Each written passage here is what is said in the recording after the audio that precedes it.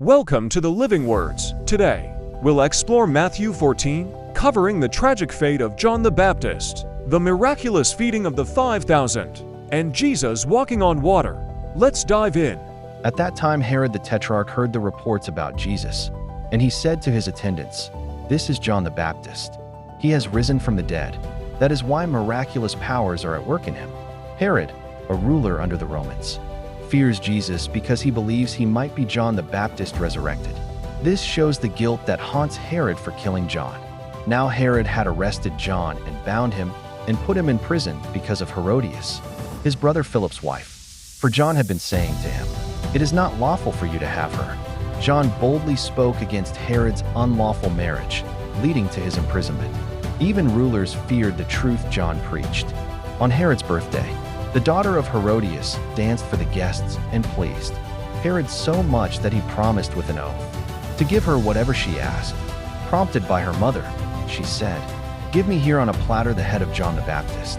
Explanation: this tragic event shows the consequences of rash promises and the power of manipulation. Herod's fear of losing face led him to commit murder. John's disciples came and took his body and buried it. Then they went and told Jesus. Explanation: the death of John the Baptist was a heartbreaking moment, but his legacy of truth lived on. Now, let's see how Jesus responds to this news.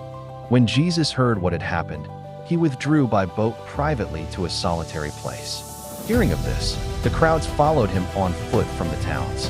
When Jesus landed and saw a large crowd, he had compassion on them and healed their sick. Explanation: instead of seeking solitude, Jesus shows compassion and heals the people. This reflects God's love, always available to those in need. As evening approached, the disciples came to him and said, "This is a remote place, and it's already getting late.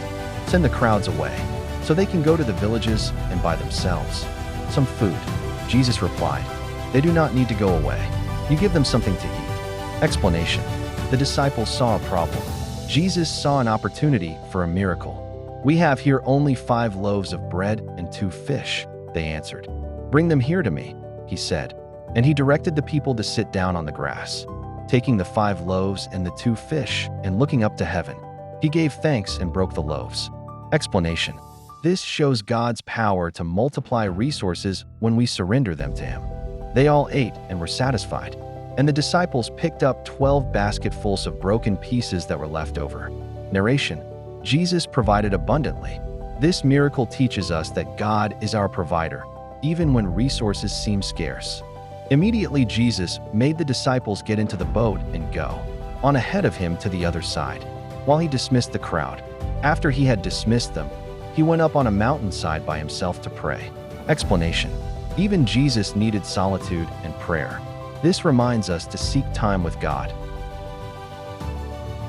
The boat was already a considerable distance from land, buffeted by the waves because the wind was against it.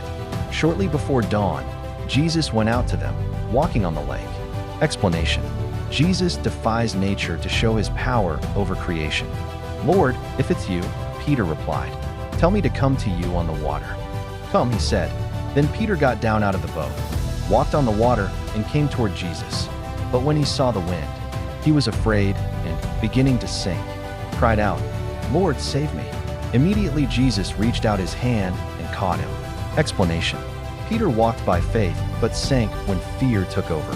Faith keeps us afloat, but doubt makes us sink. And when they climbed into the boat, the wind died down. Then those who were in the boat worshipped him, saying, "Truly you are the Son of God." Narration: Jesus proved his power over nature, strengthening the disciples' faith. In Matthew 14, we see John's boldness, Jesus' provision, and his power over storms. What can we learn? Trust God in trials, bring him our needs, and step out in faith. If you enjoyed this study, like and subscribe for more. See you next time.